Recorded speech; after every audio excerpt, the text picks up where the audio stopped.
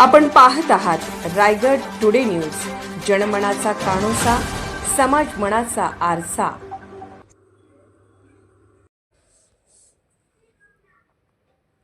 अजमेर शरीफ दरगाह येथे उर्स सोहळ्यानिमित्त नागोठणे मोहल्ला येथे सुलताने हिंद का उर्स शरीफ साजरा।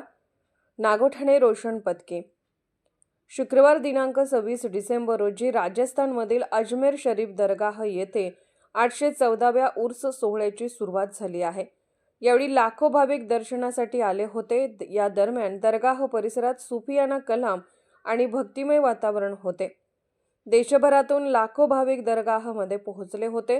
याच धर्तीवर नागोठणे मुस्लिम मोहल्ला येथे सुलताने हिंद का उर्स शरीफ साजरा करण्यात आला। या कार्यक्रमाचे हे सलग 26वे वर्ष आहे। या कार्यक्रमासाठी 600 लिटरची खीर बनवण्यात आली होती।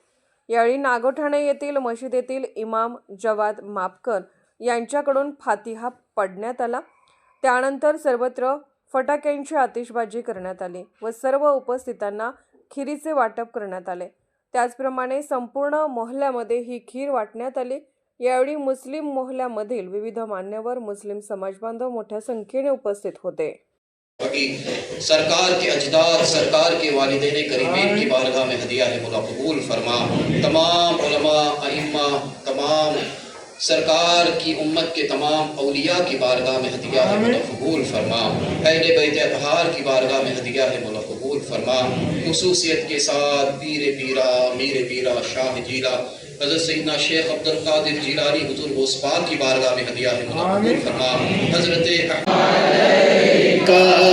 या रसूल सलाम अलैका, या हबीब सलाम अलैका, सलवातुल्लाह सलाम अलैका या रसूलल्लाह।